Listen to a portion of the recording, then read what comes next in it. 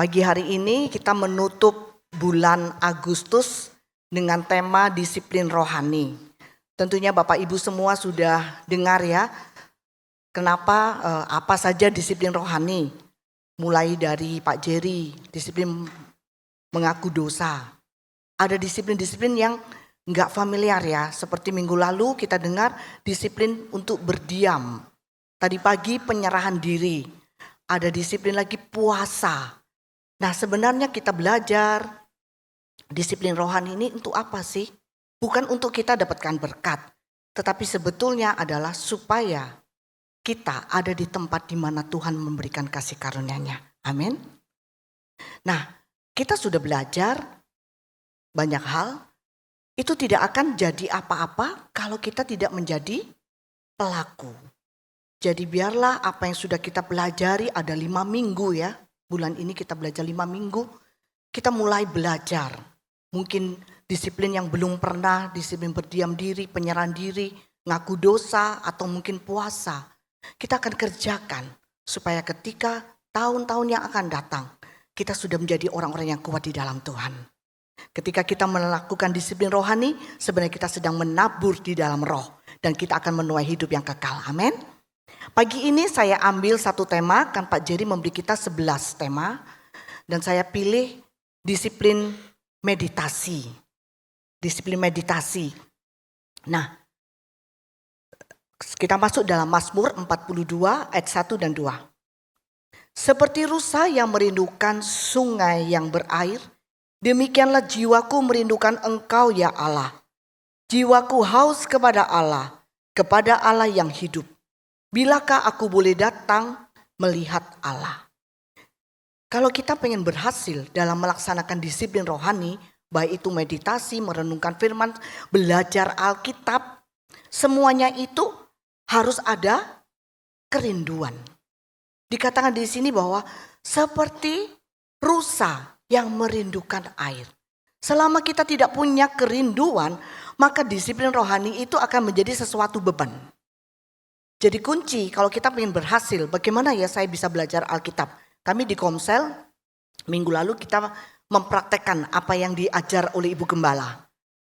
5W1H. Kita coba. Mungkin enggak biasa ya belajar Alkitab. Kalau mungkin saudara pengkhotbah atau guru sekolah minggu, saudara belajar Alkitab. Tetapi ketika saudara di jemaat, saudara juga harus belajar Alkitab. Nah ketika kita sharingkan apa yang kita pelajari dari Alkitab, kita semua sangat diberkati. Artinya apa? Balik-balik lagi, kuncinya harus ada rasa rindu dan sukacita. Kalau enggak ada sukacita, maka enggak mungkin kita bisa membaca Alkitab dengan sukacita. Harus ada rasa sukacita.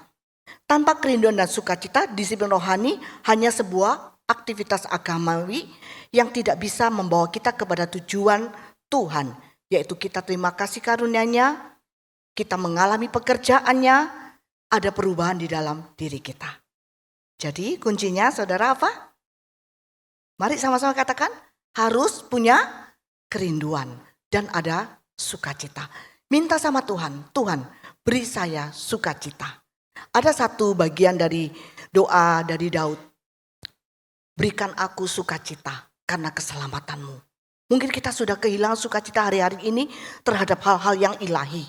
Mari kita minta sama Tuhan. Tuhan, kembalikan sukacita untuk mendekat kepadamu. Kembalikan sukacita untuk aku merenungkan firman-Mu, untuk aku mencari firman-Mu. Amin. Nah, yang kedua, kalau saya bicara meditasi, tadi kan judulnya meditasi. Maka di benak kita muncul apa? Mungkin kayak orang yoga ya. Orang yoga itu ada sesi meditasi. Nah di situ saya tulis, disiplin meditasi dalam kekristenan tidak sama dengan meditasi yang ada di dalam dunia ini. Kalau meditasi di dunia selalu berarah pada mengosongkan pikiran, melepaskan diri dari dunia dan penderitaan hidup sehingga identitas pribadi itu jadi hilang. Jadi diem untuk mengosongkan pikiran. Kemudian membuat manusia bisa lari dari kehidupan yang menyedihkan, tetapi di situ tidak ada Tuhan yang didekati. Itu meditasi menurut dunia. Meditasi-meditasi yang ada.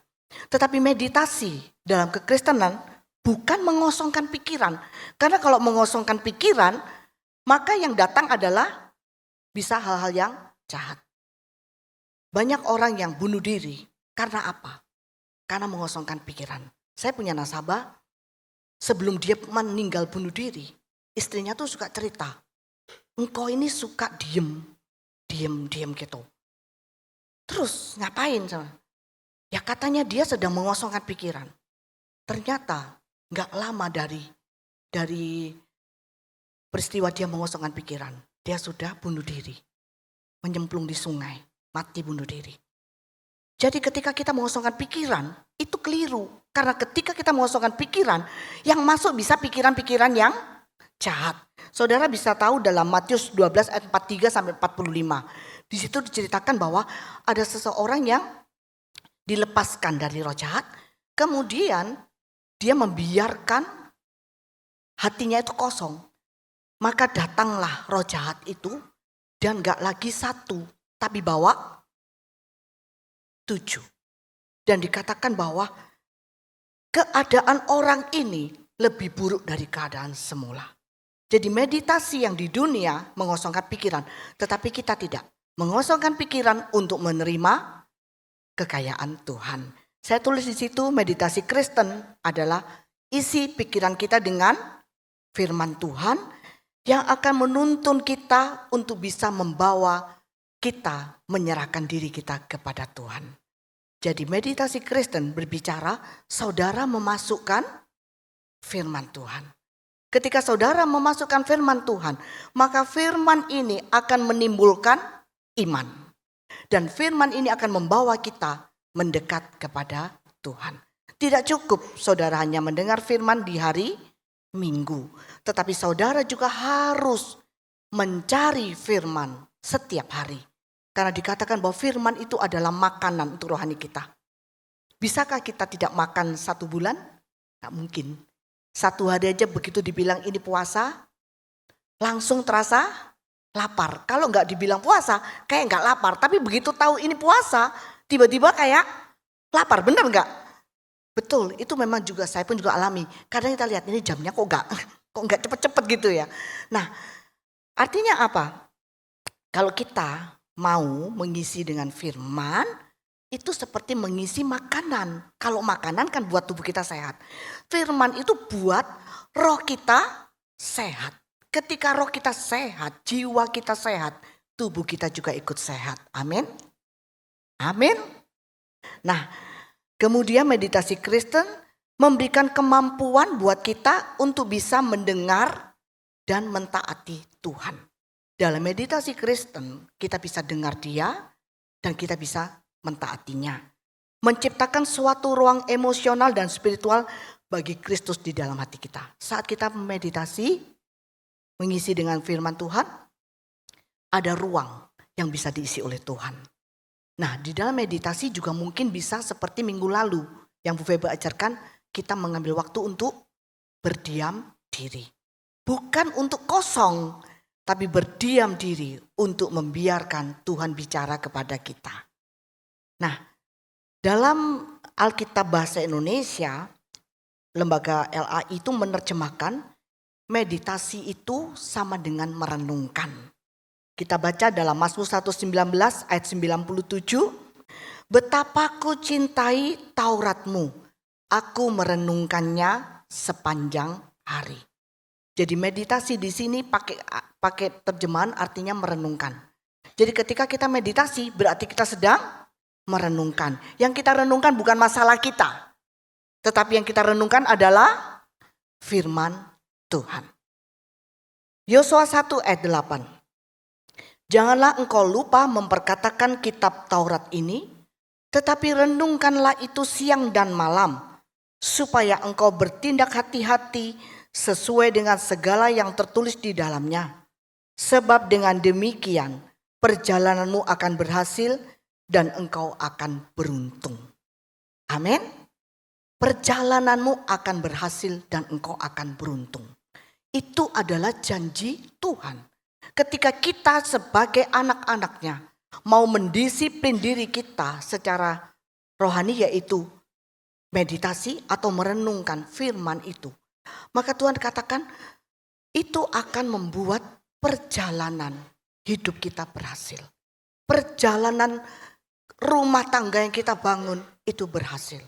Perjalanan pelayanan yang kita sedang kerjakan itu menjadi berhasil dan beruntung. Dikatakan untuk renungkan itu sebenarnya untuk apa sih? Supaya kita bertindak hati-hati. Jadi kita merenungkan firman supaya perlakuan kita, sikap kita bisa lebih hati-hati. Hati-hati seperti apa? Hati-hati seperti pikiran Tuhan. Amin. Sulit buat kita untuk bersikap hati-hati di tengah dunia yang saat ini begitu banyak godaannya. Tetapi kalau saudara sering mendisiplin rohani saudara untuk belajar terus merenungkan firman Tuhan, merenungkan kebaikan Tuhan, maka Tuhan akan memberikan kemampuan untuk saudara tidak jatuh di dalam pencobaan. Amin. Nah, hal selanjutnya, mengapa kita harus merenungkan firman Tuhan? Waktu saya pilih tema ini sambil saya berpikir, apa ya? Tuh saya coba tanya beberapa teman, kenapa sih kamu merenungkan firman Tuhan? Nah, satu jawaban itu buat saya bagus sekali. Supaya kita bisa melihat segala sesuatu dari sudut pandang Tuhan. Bukan dari sudut pandang kita. Karena apa? Sudut pandang kita sering salah. Pikiran kita sering salah. Dikatakan dalam Yesaya 58 ayat 8-9, gak ada di situ, saya bacakan ya. Pikiranku bukan pikiranmu dan jalanku bukan jalanmu. Sebagaimana langit jauh tinggi di atas bumi, demikianlah jalanku jauh lebih tinggi di atas jalanmu dan pikiranku jauh lebih tinggi di atas pikiranmu. Jadi kita merenungkan firman tujuannya supaya kita punya sudut pandang Tuhan. Kita bisa melihat kalau Tuhan menghadapi ini sebenarnya apa yang dikerjakan. Kalau saya sebagai seorang pekerja, sudut pandang Tuhan itu saya harusnya bekerja seperti apa? Kalau saya sebagai pelajar, saya harus sekolah seperti apa? Kalau saya sedang dalam rumah tangga misalnya kita sedang berselisih paham. Sudut pandang Tuhan tuh kalau saya jadi Tuhan itu seperti apa? Karena memang kita didesain untuk menjadi seperti Kristus. Kalau misalnya istri punya pikiran saya seperti Kristus. Terus suami juga punya pikiran saya seperti Kristus. Kira-kira yang ada rumah tangganya apa bertengkar masing-masing begitu? Tidak, karena masing-masing akan mendengar dari Tuhan, dari sudut pandang Tuhan. Saya sebagai istri harus bagaimana? Saya sebagai suami harus bagaimana? Begitu juga dengan orang tua terhadap anak-anak. Ketika kita punya anak yang suka berontak, apa yang harus kita lakukan? Kita harus tahu ketika saudara membaca firman Tuhan, saudara akan menemukannya cara yang terbaik untuk mendidik anak saudara. Nah, Kolose 2 ayat 1-2 ini bagus sekali ya. Saudara bisa lihat dari terjemahan The Message ya. Jika kamu serius mau hidup, lahir baru bersama Kristus, berperilakulah seperti ini. Kejarlah hal-hal yang dipimpin Kristus, jangan berjalan dengan mata ke tanah, terfokus pada hal yang di depan mata. Angkatlah pandanganmu dan waspadalah terhadap apa yang terjadi di sekitar Kristus, karena disitulah pekerjaan Kristus. Lihatlah dari sudut pandangnya. Lihatlah dari sudut pandangnya. Jadi kalau kita serius, kita bilang, Tuhan saya serius, saya mau hidup lahir baru di dalam Engkau. Maka jangan berjalan melihat ke bawah saja, tapi mulai angkat pandanganmu kepada firman yang hidup. Supaya apa? Supaya ketika kita melihat kepada Tuhan, maka kita bisa lihat dari sudut mata Tuhan. Amin. 1 Korintus 2 ayat 16. Manusia tidak mungkin mengetahui pikiran Tuhan. Tidak seorang pun mampu memberi nasihat kepadanya. Betul kan? Gak ada satu orang pun yang tahu pikiran Tuhan. Tapi luar biasanya, ayat bawahnya. Oleh karena itu, hal yang sangat luar biasa untuk kita adalah melalui roh kita diberi kemampuan untuk berpikir seperti Kristus. Saudara harus yakin melalui roh saudara yang sudah lahir baru, yang sudah dipimpin oleh Roh Kudus, maka saudara pun bisa punya pikiran seperti pikiran Kristus. Menghadapi tantangan, menghadapi masalah, menghadapi berkat, menghadapi sukacita perayaan, kita bisa punya pikiran seperti Kristus. Dan kita tidak menjadi manusia-manusia dunia, tetapi kita bisa menggenapi yang dikatakan firman Tuhan, bahwa kita adalah manusia Allah. Manusia-manusia yang mengerjakan segala sesuatu seperti yang Tuhan kerjakan. Yang di dalamnya orang bisa melihat dan mengakui ada Tuhan yang besar di dalam hidup kita. Amin. Salah satu hal yang bisa dilakukan untuk merenungkan firman adalah dengan bergumam. Jadi kata merenungkan itu juga ada yang punya pengertian tentang bergumam. Bergumam itu mengulang-ulang, bisa dalam hati, juga bisa dalam ucapan. Apa yang kita ulang-ulang? Bukan gini, aduh masalah saya kok banyak ya. Aduh utang saya kok banyak ya. Atau begitu, aduh bagaimana nih jatuh tempo semua ini, saya gak bisa.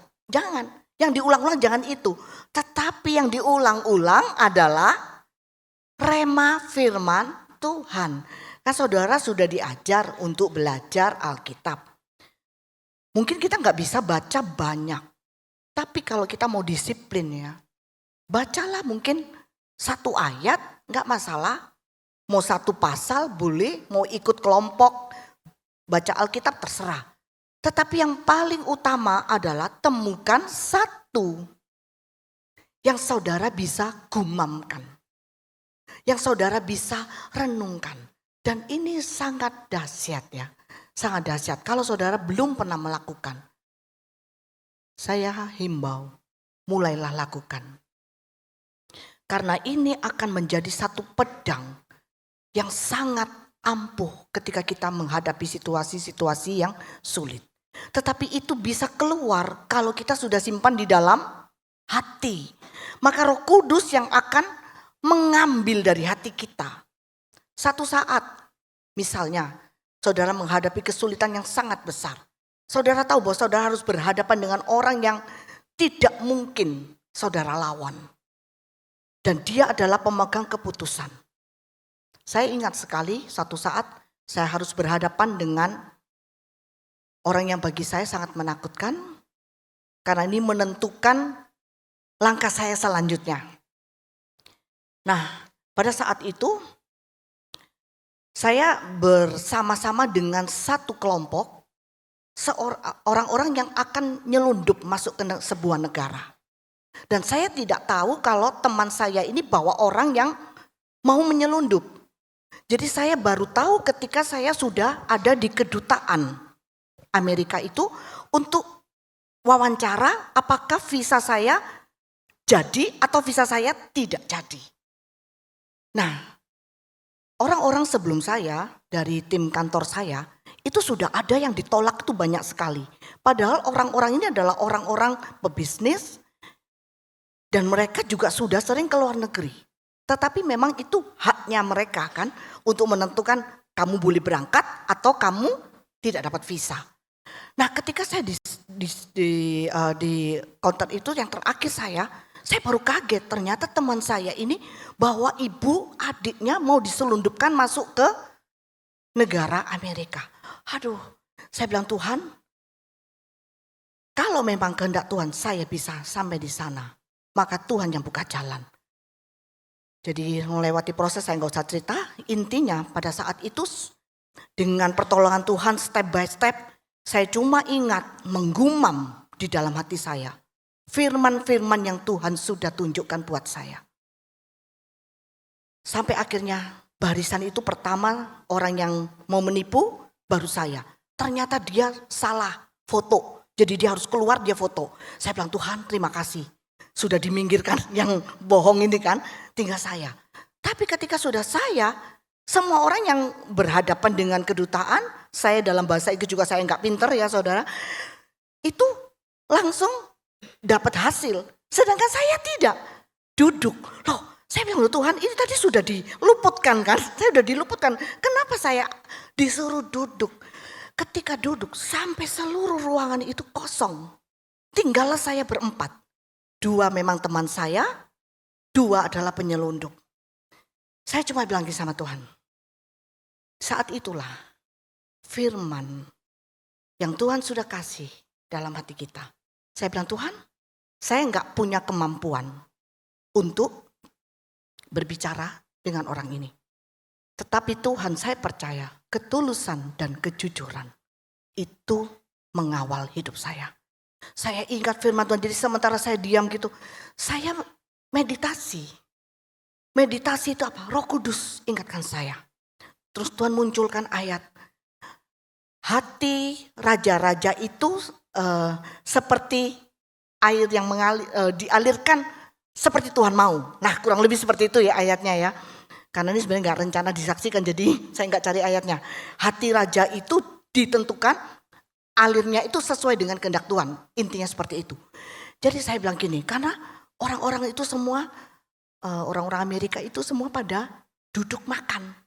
Jadi kan semakin lama saya pikir itu adalah waktu semakin membuat saya bergumam firman Tuhan. Saya bilang, Tuhan Engkau yang bela saya. Nah sudah, akhirnya dipanggillah saya.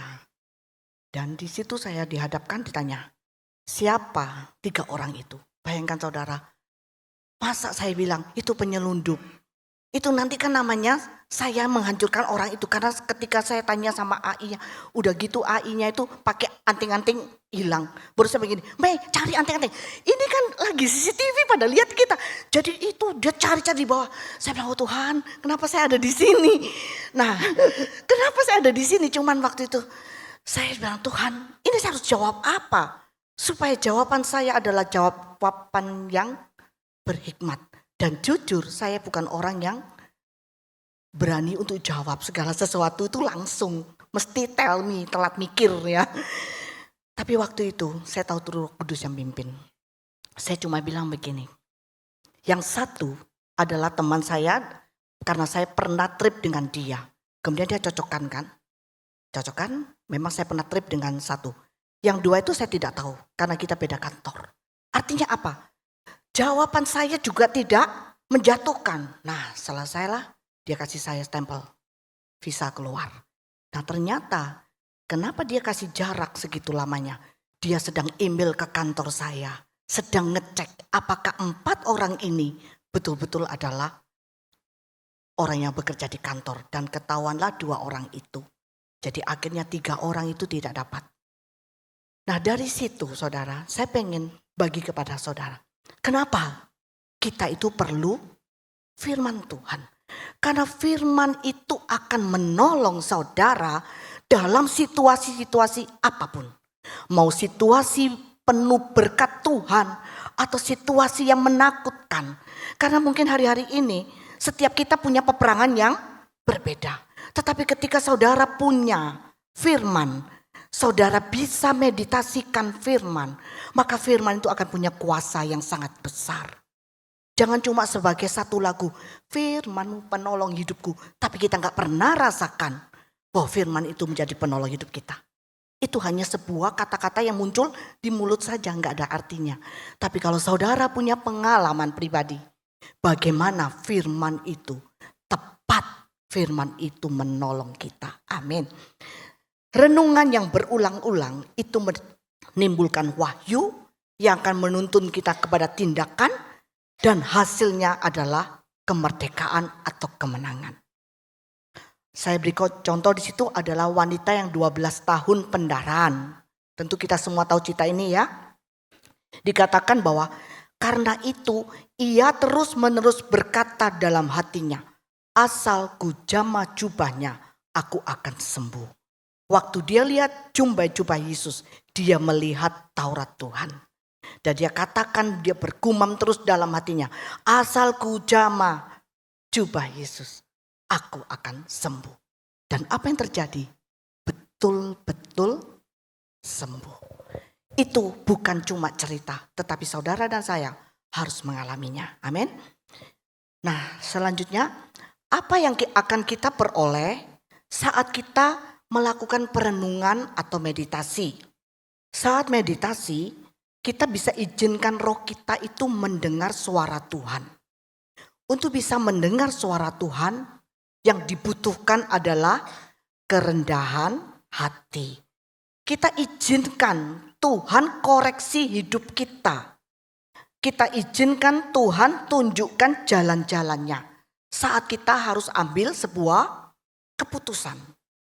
Jadi saat kita meditasi, diam, izinkan Tuhan tuh ngomong sama saudara.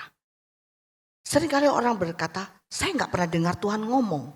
Karena apa? Karena kita tidak pernah mengizinkannya untuk berbicara. Tuhan bicara sama kita, gak perlu kita punya kemampuan khusus. Tetapi cuma butuh punya kesediaan. Coba bilang sama sebelahnya, punyailah kesediaan mendengar Tuhan.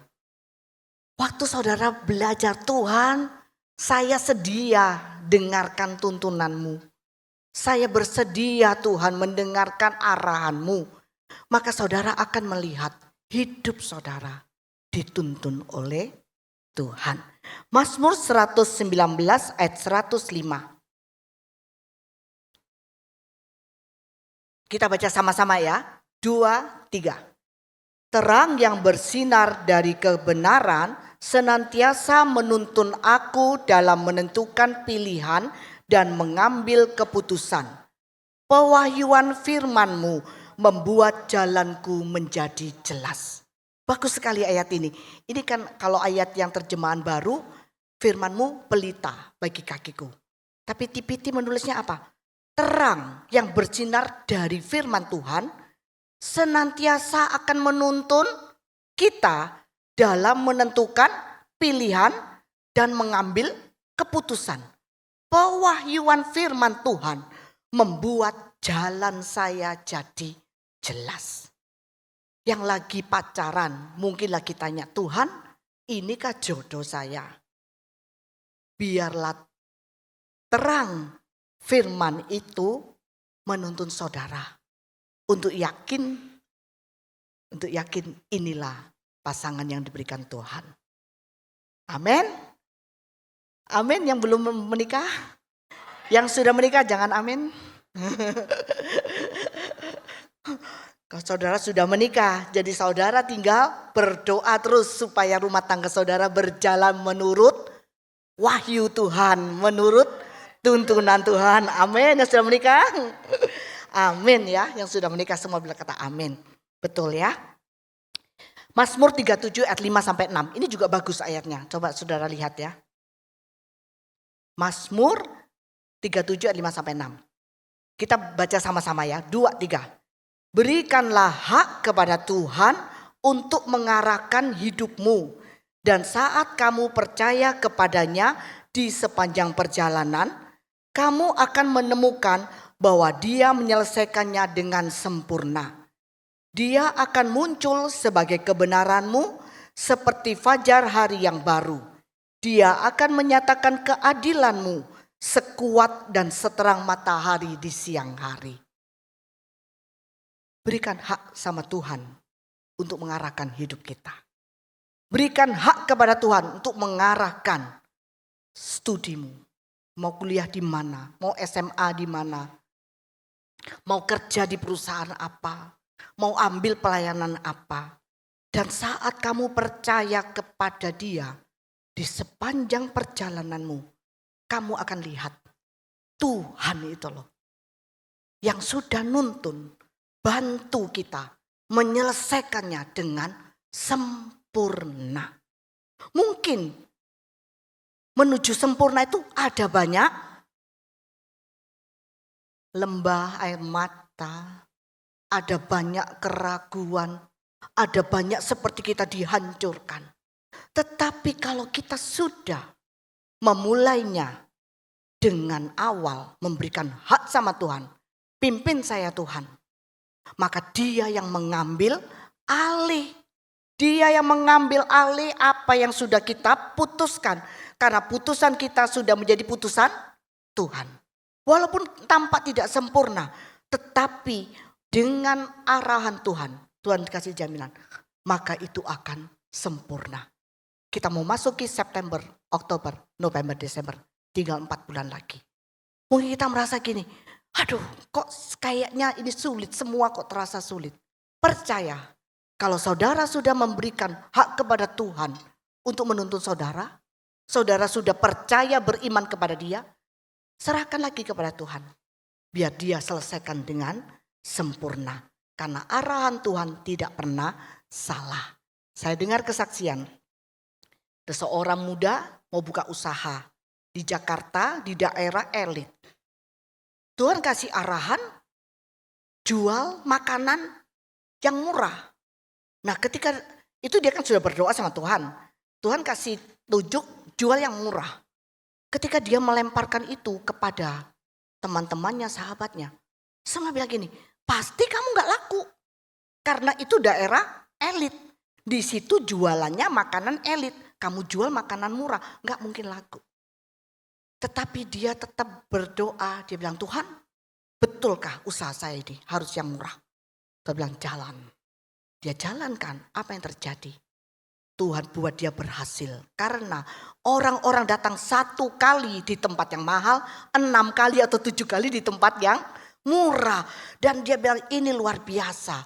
Waktu saya dengar kesaksian ini saya bilang, itulah Tuhan itu menolong kita bukan hanya untuk hal-hal yang rohani. Tetapi untuk hal-hal yang di dunia ini pun Dia akan tuntun.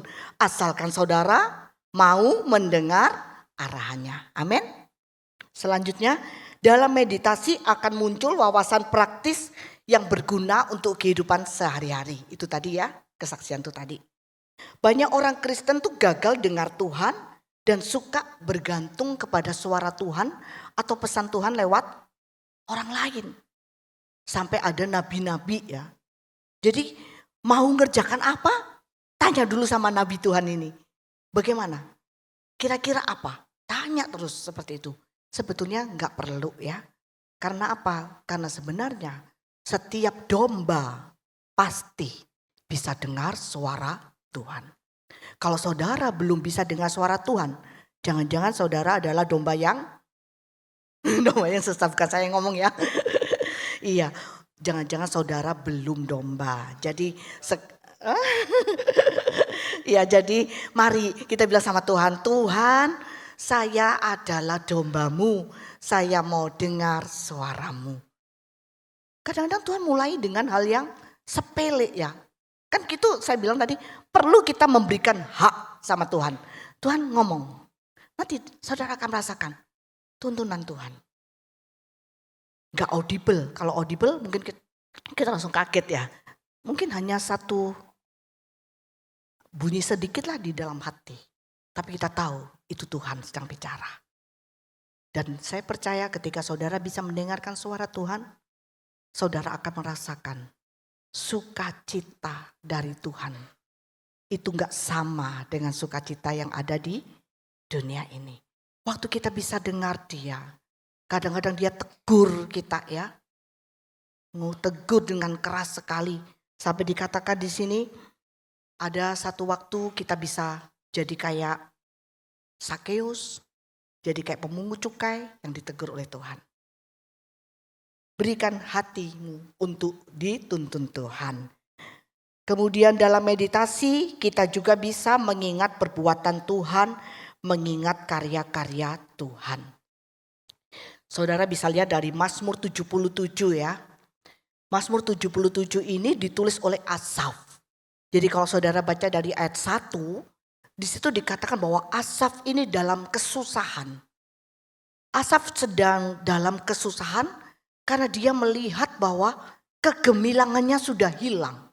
Sampai dia tanya, apakah pintu kasih-Mu itu sudah tidak ada? Apakah Engkau sedang murka sama saya?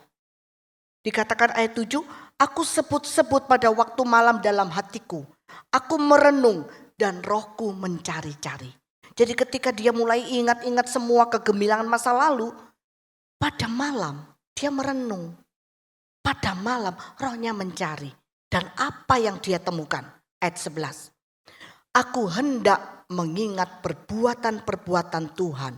Ya, aku hendak mengingat keajaiban-keajaiban-Mu dari zaman purbakala. Aku hendak menyebut-nyebut segala pekerjaan-Mu dan merenungkan perbuatan-perbuatan-Mu. Ya Allah, jalan-Mu adalah kudus. Allah manakah yang begitu besar seperti Allah kami? Engkaulah Allah yang melakukan keajaiban. Engkau telah menyatakan kuasa-Mu di antara bangsa-bangsa. Dengan lengan-Mu engkau telah menebus umat-Mu, Bani Yakub dan Bani Yusuf. Misalnya saudara jadi dia. Pada saat saudara malam gak bisa tidur. Dikatakan, aku ingat perbuatan Tuhan. Ketika mau tidur dalam keadaan kita mungkin sudah jalan buntu ya. Kalau kita sudah namanya jalan buntu. Kadang-kadang kita gak bisa tidur kan. Siapa yang jalan buntu terus tidurnya tambah enak? Berbahagialah saudara ya karena punya kasih karunia. Biasanya orang yang umum ketika masalahnya besar tambah gak bisa tidur. Ketika gak bisa tidur tambah dipikir tambah gak tidur. Tapi Asaf ajarin pada waktu seperti itu renungkan perbuatan Tuhan. Ingat kembali keajaiban Tuhan. Naikkan syukur, ucapkan, bergumamlah dalam hati sebelum Anda tidur. Dan lihatlah Tuhan luar biasa. Ayat 16 sampai 19 dia mulai mengumpamakan peristiwa-peristiwa yang terjadi bagi bangsa Israel. Kemudian ayat 20. Engkau telah menuntun umat-Mu seperti kawanan domba. Cukup bagi Asaf ketika dia di akhir daripada perenungannya. Engkau sudah menuntun kami seperti kawanan domba. Tidak ada gembala yang membiarkan dombanya itu mati. Tidak ada gembala yang membiarkan dombanya itu kurang makan. Makanya Yesus bilang, akulah gembala yang baik. Daud sudah membuktikan menjadi gembala yang baik. Nah hari-hari ini apapun yang sedang saudara hadapi, saya tidak tahu. Tetapi kembali renungkan pertolongan Tuhan. Pasti saudara pernah dan selalu alami keajaiban Tuhan. Gumamkan itu kembali. Naikkan ucapan syukur itu kembali. Selanjutnya, kapan waktu kita bermeditasi ya? Memang harus menyisihkan waktu-waktu khusus. Tetapi sebenarnya kita bisa merenungkan Tuhan itu dimanapun dan kapanpun. Kadang-kadang sambil kita beraktivitas.